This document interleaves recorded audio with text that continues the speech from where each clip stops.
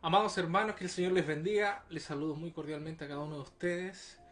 Le damos gracias al Señor una vez más que podemos transmitir su palabra por medio de esta plataforma Facebook.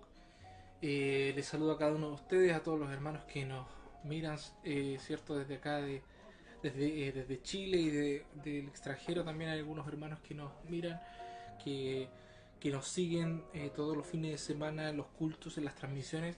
Les mando un caluroso saludo, un abrazo grande a los hermanos, a la familia, que constantemente comparten con nosotros en estos cultos, que sabemos que son una instancia muy importante porque por medio de esta conexión nosotros podemos alimentarnos por la palabra del Señor. Sabemos que hay algunas personas que fluyen en la oración y en la palabra y otras que les cuesta un poquito más tal vez entender la Biblia. Algunos tratan de leerla y les cuesta un poco, y esta instancia de lectura de la palabra, de esta instancia de culto, ¿verdad? Por medio de esta transmisión, son instancias muy positivas porque nos permiten, por supuesto, escudriñar la palabra del Señor desde el punto de vista o desde la visión que el Señor ha estado mostrando en este último tiempo, tiempos difíciles, por supuesto, que hemos vivido hasta ahora. Entonces, es muy bueno y les felicito a cada uno de ustedes que ha seguido la transmisión desde que partió la pandemia, ¿verdad? Desde que partimos con las cuarentenas y las restricciones y empezamos a dar el primer culto, que fue en marzo del año pasado, del 2020, hasta la fecha. Todos los fines de semana hemos estado con las transmisiones ininterrumpidamente. Entonces, por eso le damos gracias al Señor, porque sabemos que Dios ha sido bueno y hasta aquí el Señor nos ha ayudado, ¿verdad? Bien, hemos estado hablando, ¿verdad?, durante estas últimas semanas, un tema recurrente que tiene que ver con la identidad. Si usted recuerda bien, hace unas semanas atrás estuvimos hablando acerca del quién soy, ¿verdad? Que fue la palabra que nos impartió el pastor Hernán acerca de esta gran pregunta: ¿quién soy? Y nos desafiaba a preguntarnos a nosotros mismos si sabemos quiénes somos. A veces uno le pregunta a alguien: ¿quién eres? Y esa persona responde con el nombre. Y no te estoy preguntando el nombre, te estoy preguntando quién eres. Y de alguna forma nos vemos a veces un poco en la encrucijada de quién soy, ¿verdad? La semana siguiente hablamos acerca de la identidad, que fue el mensaje que traje hace 2 semanas atrás respecto de la identidad. ¿Quién soy, verdad? ¿De dónde vengo? Que fue el otro mensaje, ¿verdad? El de dónde vengo, que es el mensaje que habló acerca del origen, ¿verdad? Que fue lo que habló el pastor la semana pasada. Para nosotros poder comprender cuál es nuestra identidad y saber quiénes somos, necesitamos saber nuestra historia, ¿verdad? Una persona sin historia es una persona sin identidad. Lo mismo se dice de una nación o un pueblo sin historia es un pueblo sin identidad, y eso es algo muy cierto. Nosotros necesitamos conocer nuestros orígenes para poder definir y establecer nuestra identidad y saber quiénes somos, ¿verdad? Y el mensaje de la semana pasada, que estaba o que fue ligada hacia la identidad, que fue ligada hacia el de dónde vengo, o nuestros orígenes, fue muy importante porque muchas veces nosotros en el camino del Evangelio, al tratar de retomar nuestra identidad en Cristo, a veces nos encontramos con distintos tropiezos, cosas que nos impiden seguir adelante y que nosotros a veces pensamos que son cosas circunstanciales del momento. Pero al analizar nuestras vidas y retroceder un poco hacia nuestro origen, nos damos cuenta que hubieron un sinfín de situaciones en nuestra infancia, en nuestra adolescencia, que determinaron ciertos patrones de conducta en nuestras vidas, o que determinaron ciertas situaciones o actitudes que formaron nuestro carácter y establecieron nuestra identidad en una dirección.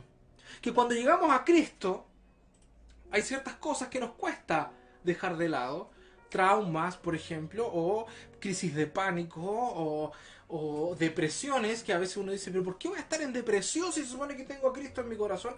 Y no podemos soltar esas cosas. Hace un tiempo atrás yo recuerdo que leí una noticia de un pastor en Estados Unidos, un pastor joven de 31, 32 años, con esposa e hijas. Y el hombre se quitó la vida siendo un pastor, teniendo un ministerio creciente en una iglesia. Y de pronto nos damos cuenta que este pastor se quitó la vida y uno dice, bueno, siempre aparece la gente que condena, ¿verdad? El pastor, que entonces no era pastor, entonces no conoció a Dios, entonces se fue al infierno, etcétera. Pero ¿qué hay detrás de eso? Porque un pastor teniendo un ministerio lo llegó al punto de quitarse la vida, y lo más probable, hermanos míos, es porque no logró en su carácter, en su forma, no logró vencer, sobreponerse a eso, porque probablemente hubieron cosas que venían desde su origen que nunca logró superar. Al punto que el colapso pasó por sobre esa persona y llegó a tomar la decisión que tomó. Entonces, nuestro origen necesariamente va a determinar lo que pasa en nuestro futuro. Por eso que Dios quiere en su palabra. Él dice la palabra del Señor que Él es clemente y misericordioso, lento para la ira y grande en misericordia, y que perdona la iniquidad, la rebelión y el pecado. La iniquidad, la rebelión y el pecado son tres cosas distintas. A veces nosotros creemos que todo es pecado y todo lo encerramos en la palabra pecado, pero la iniquidad es otro término que asemeja a otras cosas, como por ejemplo nuestro pasado. Cuando hay cosas que sucedieron en nuestra infancia, tuerce nuestra vida, ¿verdad? De hecho, la palabra iniquidad significa lo torcido. Si nosotros leemos al profeta Habacuc, y usted me acompaña aquí en en el libro del profeta Habacuc, en el capítulo 1, Habacuc hace una oración y menciona aquí la iniquidad y la muestra un poco más gráficamente para que nosotros lo podamos entender. Fíjese lo que dice Habacuc capítulo 1, versículo 2. Dice, ¿hasta cuándo, Jehová, clamaré y no oirás, y daré voces a ti a causa de la violencia y no salvarás? ¿Por qué me haces ver iniquidad y haces que vea molestia? Destrucción y violencia están delante de mí, y pleito y contienda se levantan. Por lo cual la ley es debilitada y el juicio no sale según la verdad. Por cuanto el impío asedia al justo, por eso sale torcida la justicia. Y acá nosotros nos damos cuenta gráficamente cómo, por medio de que el impío asedia al justo, oprime al justo, finalmente termina torciendo la justicia. Y cuando viene un niño nacido, ¿verdad? Y criado en una casa, y de repente ocurren situaciones de maldad frente a ese niño o esa niña, ¿qué va a generar en él? Que su camino sea torcido. Y cuando una persona crece torcida, por lo general cuando tiene que formar a alguien más, lo enseña torcido también. Y así la identidad se va torciendo, y eso se llama iniquidad. Y eso es lo que el Señor necesita sanar de nuestro pasado. Nuestras iniquidades. Los pecados grafican las cosas que nosotros vivimos en el presente, en el día a día. Pero las iniquidades son aquellas cosas que torcieron nuestro camino en nuestro pasado. Y nos llevaron a tomar las decisiones que hoy en día nos forman como personas. Por eso es que es necesario, si queremos una identidad en Cristo, necesariamente Dios necesita descubrir nuestro pasado. Y eso el Señor nos llevaba a hablar la semana pasada, probablemente, a lo mejor, porque confrontarnos con nuestro pasado no es fácil. A lo mejor muchos de ustedes escucharon el mensaje de la semana pasada, identificaron ciertas cosas en su vida respecto a su pasado, pero a lo mejor no dieron el paso para que el Señor restaure su pasado. Y es importante esta parte, porque nosotros podemos tener muy en claro que Cristo nos salvó, nosotros podemos tener muy en claro que la identidad es en el Señor, pero si nunca confrontamos nuestro pasado y nunca exponemos nuestra vida delante de Dios respecto de lo que pasamos en nuestro origen, entonces difícilmente Dios va a poder cortar esa iniquidad.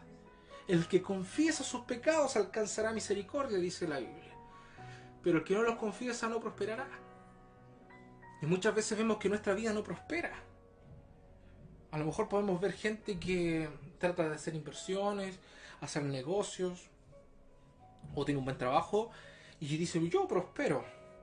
Pero estamos hablando, la vida no es solamente dinero ni éxito a los ojos de los demás, sino que estamos hablando de prosperar en un contexto transversal de lo que esto significa. Prosperar emocionalmente, prosperar financieramente, prosperar espiritualmente, familiarmente. ¿Cuál es la visión que tú tienes de ser bendecido?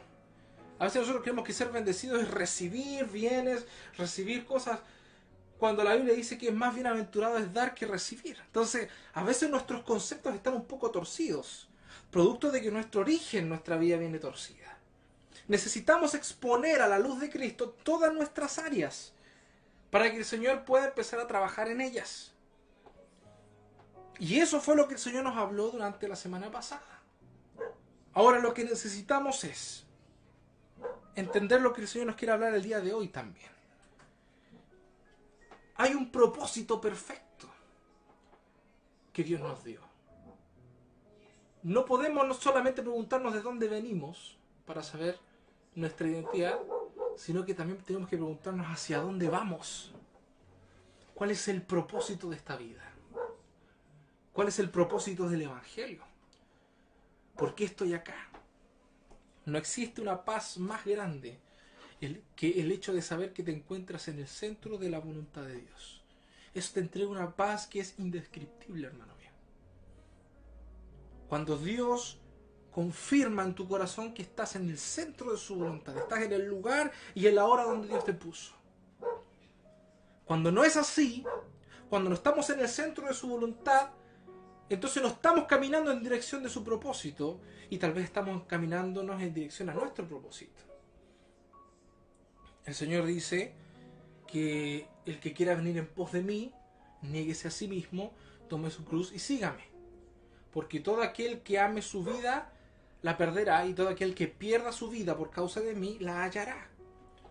¿Cómo es esto? ¿Acaso Dios quiere que nos matemos? ¿Que perdamos nuestra vida? No. Esto es bastante sencillo, tiene que ver con proyección. Cuando Dios dice, el que pierda su vida por causa de mí la hallará, no está diciendo de necesariamente perder la vida en el sentido de matarse o morir, que este cuerpo muera, sino que está hablando en el sentido de proyección de vida. Tal vez mi proyección de vida es que yo quiero ser esto en mi vida, quiero lograr esto, etc. Pero si Dios tiene un plan distinto a eso, yo estoy dispuesto a morir a ese proyecto de vida por alcanzar el propósito que Dios tiene para mi vida, entonces ahí yo estoy entendiendo esta palabra. Cuando dice, el que pierde su vida por causa de mí, la hallará. Pero el que haya su vida, la perderá. Si tú hallas tu vida y encuentras que bajo tu criterio esto es lo que tú quieres para ti y esto es lo que tú vas a lograr, y lo logras, tu vida se va a acabar y va a terminar ahí, sin ninguna proyección más allá referente a lo que Dios tiene para ti. Pero si tú estás dispuesto a perder ese proyecto de tu vida por causa del proyecto que Dios tiene para tu vida, entonces has alcanzado la verdadera vida. El propósito de Dios es tan importante como entender de dónde venimos. ¿Qué sentido tiene saber quiénes somos y no saber para dónde vamos? ¿Qué sentido tiene vivir una vida sin una dirección y sin un propósito? Hay un plan que Dios estableció para cada uno de nosotros y ese plan es perfecto y calza perfecto con lo que Dios creó en ti. Por eso que es necesario recuperar nuestra identidad conforme a la imagen de Cristo. Porque conforme a la imagen de Cristo se alinea perfectamente el propósito que Dios tiene para nuestras vidas. Nosotros hemos estado leyendo el Salmo capítulo 2, el versículo 7 y 8, que fue el Salmo que hemos leído las semanas anteriores, que dice: yo publicaré el decreto, Jehová me ha dicho, mi hijo eres tú, yo te engendré hoy. Esta es la palabra profética que el salmista escribe respecto del nacimiento de Jesús. Y el Padre le habla a Jesús: yo publicaré el decreto, Jehová me ha dicho, mi hijo eres tú, yo te engendré hoy. Pídeme y te daré por herencia las naciones y como posesión tuya los confines de la tierra. Primero Dios aclara la identidad del Hijo y le dice de dónde viene y quién es. Mi hijo eres tú, eso es lo que tú eres, ¿verdad? Y dice: yo te engendré, este es tu origen. Y después le dice hacia dónde va: pídeme y te daré por herencia las naciones y como posesión tuya los confines de la tierra. Ese es el propósito del Hijo. Y esa herencia necesariamente está traspasada a su iglesia. Él es la cabeza y nosotros somos el cuerpo. Si la cabeza va hacia una dirección, el cuerpo también va hacia esa dirección, ¿verdad? Cristo es la cabeza de la iglesia. Por lo tanto, no puede ir mi cabeza hacia un lado y mi cuerpo para otro. Es imposible, por lo tanto, todo propósito gira en torno a esta realidad, a esta verdad espiritual. Pídeme y te daré por herencia a las naciones, y como posesión tuya los confines de la tierra. Ese es el plan perfecto de Dios para Cristo y para su iglesia. Cualquier propósito, cualquier ministerio que no gira en función de este principio espiritual, no viene de Dios. No viene de Dios, porque este es el propósito que Dios estableció sobre su Hijo y sobre su iglesia. Fíjense que el Señor esto lo ratificó mediante cuando empezó la expansión de la iglesia. Si usted me acompaña por favor al libro de los Hechos de los Apóstoles, Hechos capítulo 10, ocurre un hecho importante que marca un quiebre en lo que es la predicación del Evangelio. Fíjese usted que cuando el Señor Jesús resucitó y todos sus discípulos vieron que Él resucitó y vieron cómo Él ascendió al cielo y se escondió entre medio de las nubes, y los ángeles dijeron: este mismo que ustedes vieron subir vendrá otra vez. Y vieron este tremendo acontecimiento de la ascensión de Jesús. Sus discípulos esperaron la promesa del Espíritu Santo, porque Jesús le dijo que esperara la promesa del Espíritu Santo. Y viene el Espíritu Santo, derrama su gloria sobre ellos, y ellos empiezan a predicar el Evangelio y empiezan a ocurrir hechos sobrenaturales. La gente judía empezó a convertirse al cristianismo. 3.000 primero, después 5.000, y la iglesia estaba totalmente impactada por este mover del Espíritu Santo. Y todos estaban en este mover del Espíritu, y todos eran judíos. ¿Qué pasa? Que a pesar de que empezó el Evangelio, y a pesar de que empezó el cristianismo, necesariamente empiezan a ocurrir cosas que pasa siempre en el ser humano. El ser humano siempre recibe algo de Dios y luego lo empieza a estructurar. Y la historia nos ha enseñado que la iglesia siempre ha hecho eso.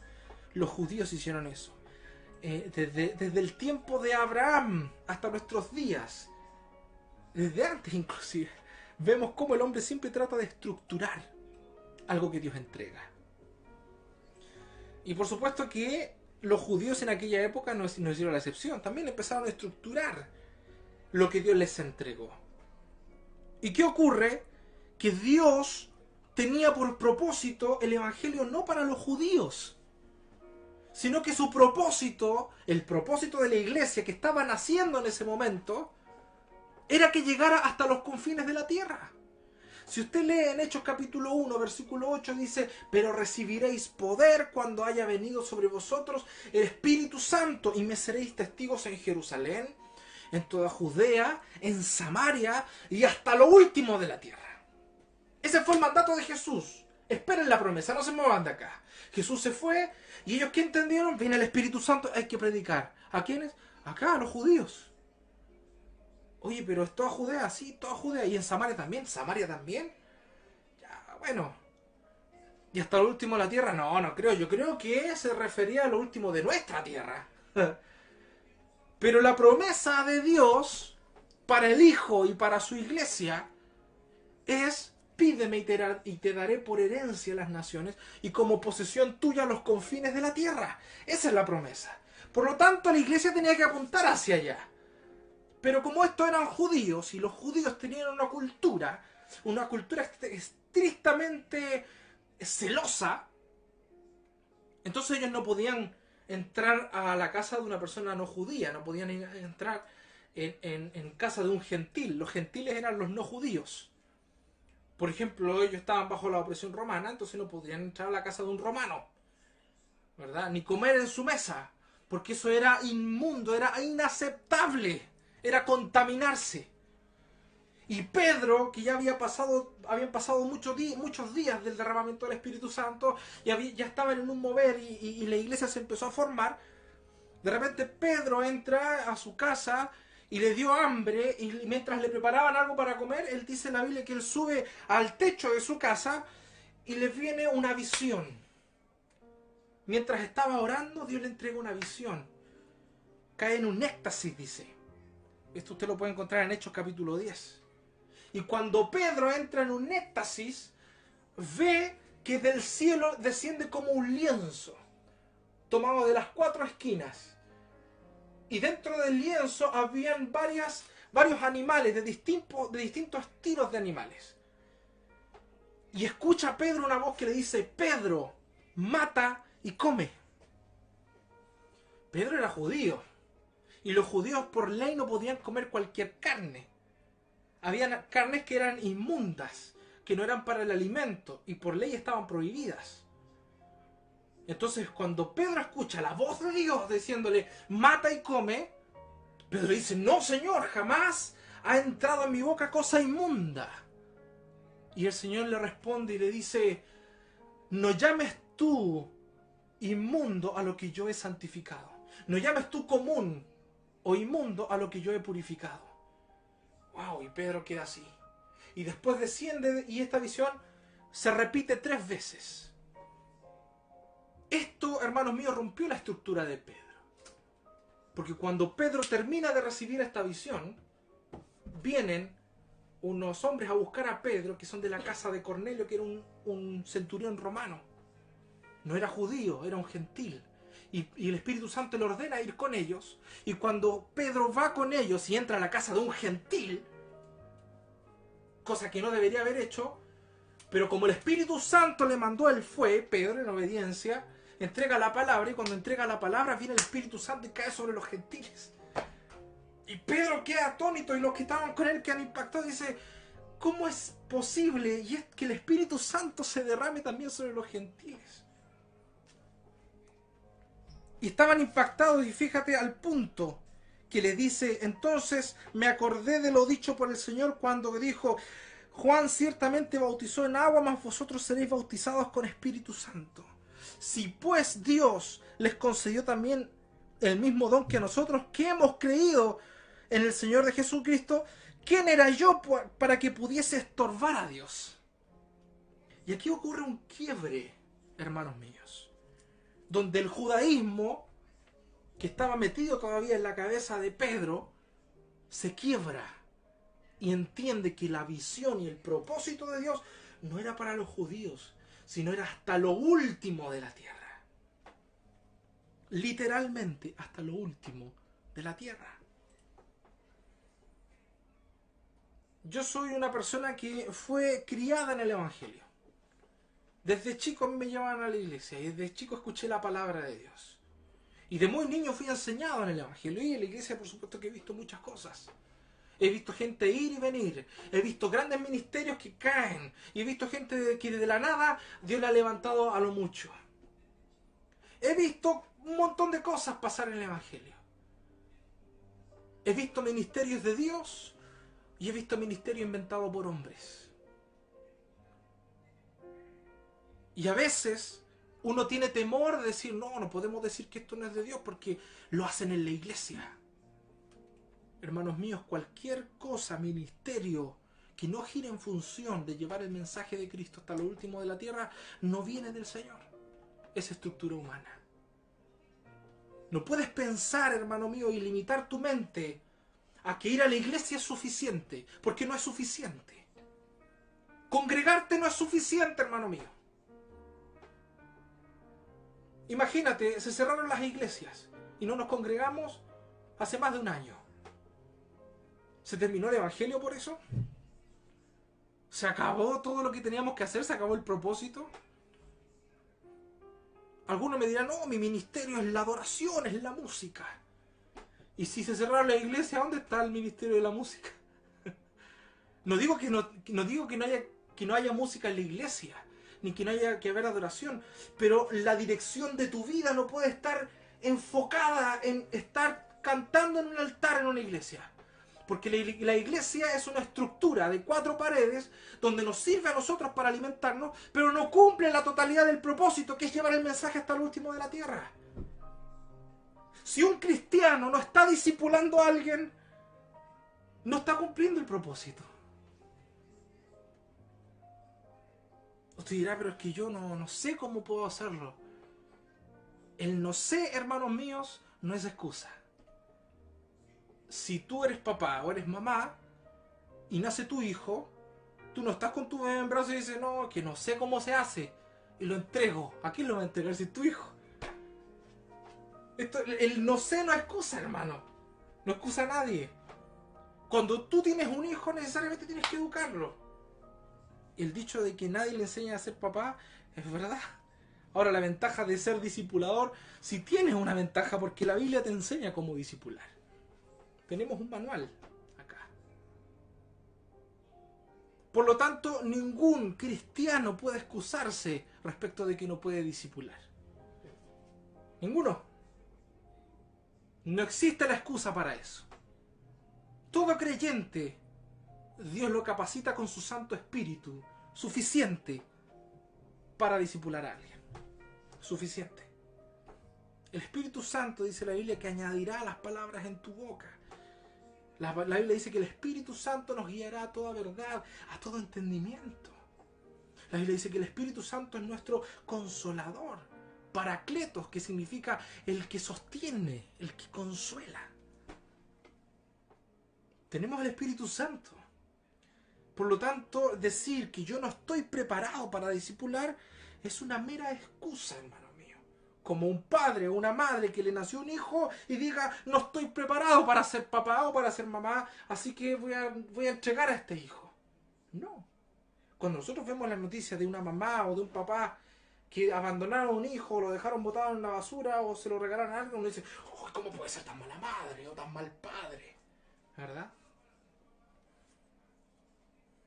¿Y qué pasaría de nosotros cómo somos tan buenos cristianos? ¿O somos tan malos cristianos?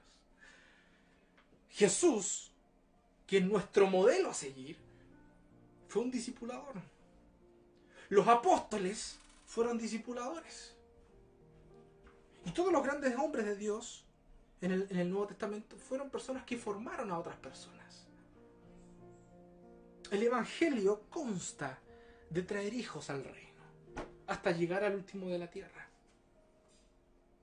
A lo mejor tienes un talento, cantas muy lindo, tocas la guitarra lindo, tocas la música, tienes habilidades. Genial, úsalas para el reino. Pero principalmente tienes que hacerte cargo de un discipulado. Discipular a alguien. Si te sirve esa herramienta de la música, ocúpala para agarrar o acercarte a otras personas que también le rodean la música. Y discipula. A lo mejor tus habilidades son artísticas. Tú dices, yo hago lindos dibujos. Bueno, ocupa ese talento para ser un discipulador. En fin, cada uno de nosotros tiene distintas habilidades.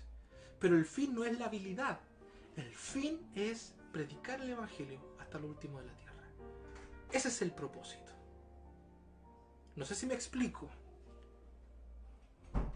Después de que Pedro fue confrontado en esto, su mente explotó. De hecho, los mismos cristianos sentaron a Pedro en la mesa y le dijeron, ya, explícanos qué estabas haciendo tú en la casa de un gentil. Capítulo 11. Oyeron los apóstoles y los hermanos que estaban en Judea, que también los gentiles habían recibido la palabra de Dios, y cuando Pedro subió a Jerusalén, disputaban con él los que eran de la circuncisión. Cuando decían los que eran de la circuncisión, hablaban de los judíos, diciendo, ¿por qué has entrado en casas de hombres incircuncisos y has comido con ellos?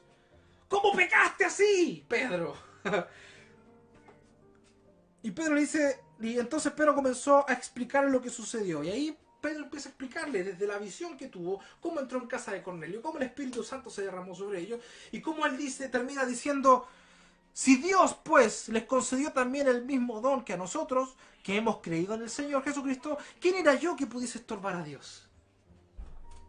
Y ahí los apóstoles dijeron, wow, no era solo para nosotros, es hasta lo último de la tierra. ¿Cuántas veces nosotros en las iglesias, en nuestras congregaciones, hemos estructurado tanto el Evangelio y de no contaminarnos con el mundo, que nos olvidamos que Dios nos puso en el mundo para predicar el Evangelio? Jesús no nos quitó del mundo ni creó la iglesia para escondernos ahí y no contaminarnos. La luz tiene que ser puesta arriba para iluminar todo. Nosotros somos la sal de la tierra.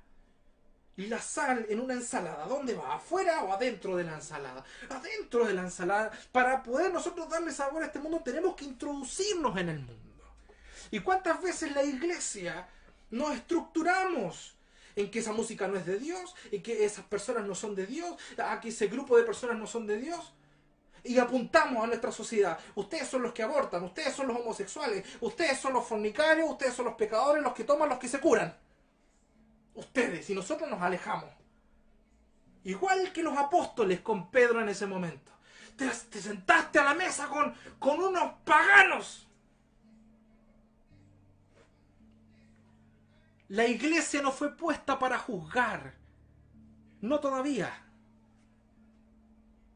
Cuando Cristo venga en su gloria con los ejércitos celestiales y nosotros vengamos a derrocar al anticristo y Jesús se pare en el monte de los olivos y le haga frente a todas las naciones que se levanten contra su pueblo y establezca el imperio milenial, entonces Dios nos va a poner por jueces. Antes no. Antes tenemos que predicar las buenas noticias, las buenas nuevas, el evangelio. Esa es nuestra misión. Por eso que yo desafío ahora a los hermanos que me están mirando. Desafío a cada uno de ustedes, hermanos míos, pastores, líderes, hermanos, quien sea que esté mirando ahora la transmisión, los desafío. Que de aquí en adelante, de aquí al próximo mes, por lo menos tienes que tener a un discípulo. Por lo menos uno. De esta manera, este desafío cae sobre ti. Y no te lo digo yo, te lo digo de parte del Señor. Ir y hacer discípulos hasta lo último de la tierra. Usted dirá, a lo mejor no puedo ir hasta lo último de la tierra, pero sí puedes hacer discípulos. Sí puedes hacer discípulos. Y este es tiempo de hacer discípulos. Este es tiempo que la iglesia se levante y haga lo que tiene que hacer. Este es tiempo de que nos posicionemos y entendamos que el propósito de Dios no está capsulado en 4 paredes de una iglesia, de una congregación, sino que es hasta lo último de la tierra. Pídeme y te daré por herencia las naciones y como posesión tuya los confines de la tierra. Esa es la palabra que Dios entregó al Hijo y el Hijo a su iglesia. No es otra palabra. Y todo ministerio gira en torno a eso. Todo ministerio gira en torno a eso. Él mismo constituyó a unos apóstoles, a otros profetas, a otros evangelistas, a otros pastores y maestros. Los 5 ministerios giran en torno a expandir el evangelio hasta lo último de la tierra. Y es tiempo de que cada uno de nosotros definamos hacia dónde vamos. A veces no podemos ver hacia dónde vamos porque estamos enfocados en nuestros problemas presenciales. Que no puedo perdonar a aquel, que no puedo sanar esta herida, que no puedo porque me siento limitado, porque no puedo hacer esto. Y cada pero que ponemos al Señor son como cosas que no nos permiten ver lo que Dios tiene para nosotros más allá.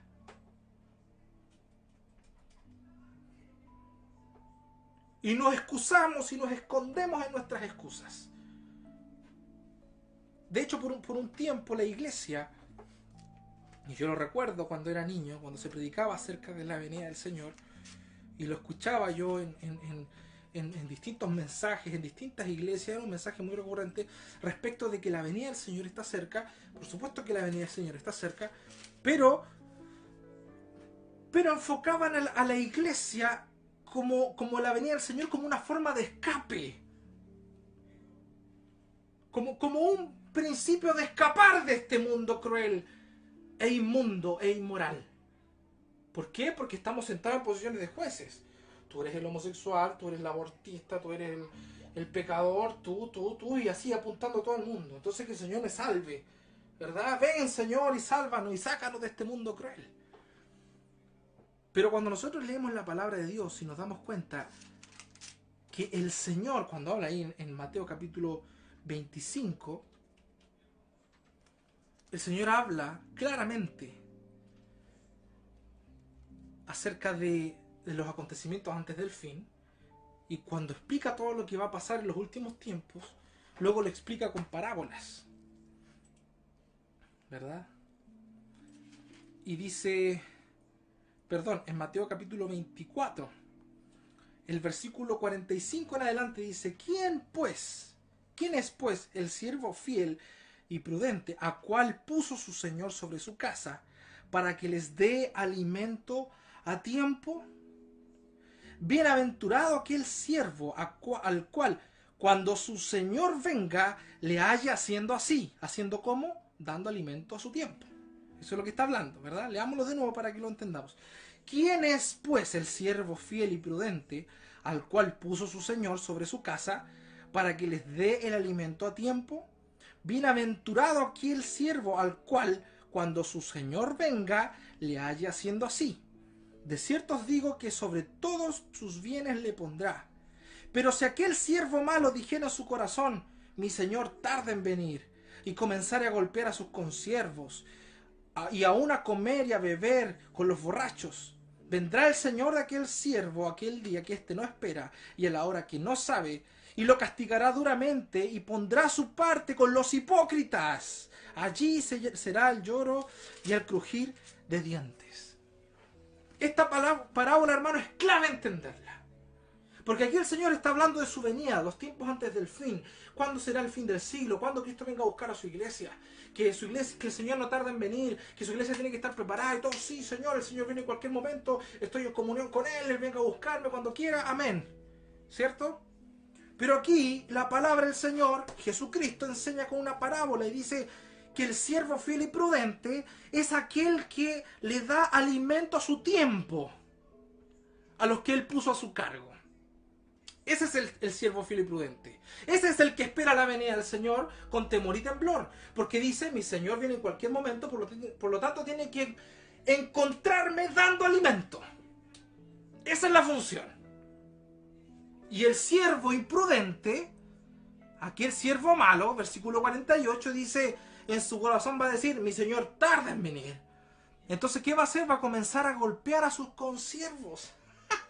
¿Cuántas veces hemos visto nosotros en las iglesias cuando los hermanos se pelean con otros hermanos, cuando un pastor se pelea con otro pastor y se increpan entre ellos y dicen, no, mi doctrina es mejor que la tuya, mis cultos son mejores que los tuyos, este pastor es chanta, este pastor no, y la iglesia peleándose entre ellos, como dice acá, como el siervo malo que dice en su corazón, mi Señor tarda en venir, y comienza a golpear a sus consiervos. Y aún a comer y a beber con los borrachos. Usted dice, bueno, yo no soy borracho, pero a lo mejor son comilones.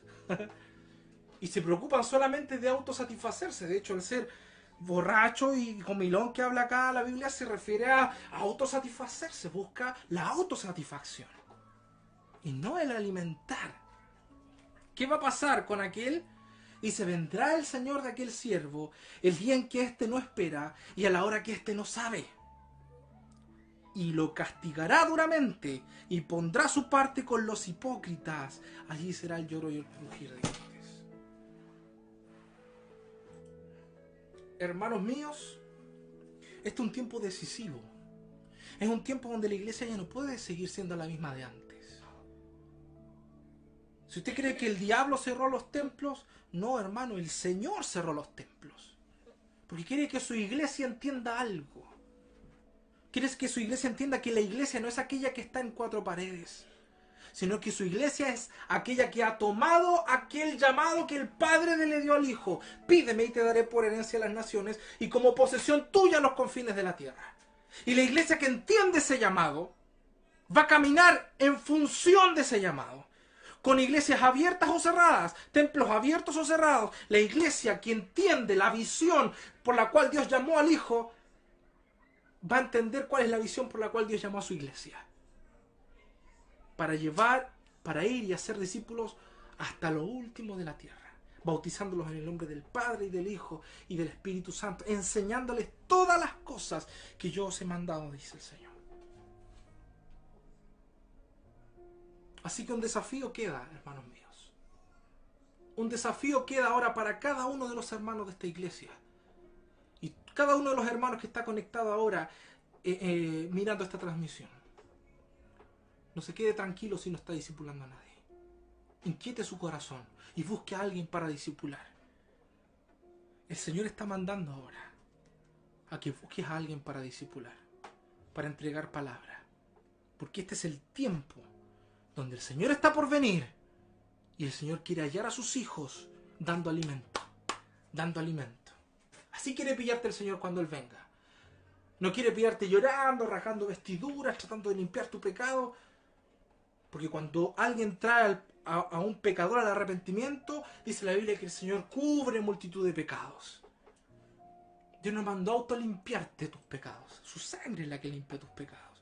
Y tú, cumpliendo la función de traer a un pecador al arrepentimiento, el Señor cubre multitud de pecados. Es tiempo que la iglesia se levante para hacer lo que tiene que hacer. Es tiempo de que tú, hermano mío, y yo, y cada uno de nosotros, hagamos lo que tenemos que hacer. Oremos al Señor. Padre Santo, estamos ante tu presencia. He entregado tu palabra, Dios mío, a cada uno de tus hijos. Perdónanos, Señor, porque muchas veces no entendemos el propósito. A veces nos distraemos, Señor, con las cosas de este mundo, con los problemas que tenemos, con la situación sanitaria que estamos viviendo a nivel mundial. Pero sabemos, Dios mío, que tú tienes control de todas las cosas, que nada se escapa de tu control. Nada se escapa de tu verdad. Por eso que pedimos, Dios, que nos posiciones y nos ponga en el lugar que tenemos que estar. En el lugar que tú nos llamaste. Que podamos ser potenciales discipuladores. Potenciales formadores. Señor, que podamos formar a alguien y traerlo a tu reino. Y que ese alguien pueda también ser un potencial discipulador para que traiga a alguien más. Y así tu reino pueda expandirse y podamos ir hasta lo último de la tierra. Pedimos en esta hora que tu Santo Espíritu nos llene. Que derrames de tu Santo Espíritu sobre nosotros, Señor. Necesitamos a tu Espíritu sobre nuestras vidas para cumplir tu propósito. No podemos, Señor, hacer tu obra si tu Santo Espíritu no nos llena, no nos controla, no nos guía. Llena, Señor, nuestras vidas con tu Santo Espíritu. Llena con tu Santo Espíritu, Señor, a mis hermanos, hermanas, jóvenes, niños, niñas que estén viendo esta transmisión. Derrama de tu gloria. Derrama de tu gloria sobre nosotros. Señor, entregamos todo esto en tus preciosas manos. Señor, creyendo con todo nuestro corazón que tú tienes el control de todas las cosas. Gracias te doy, Señor.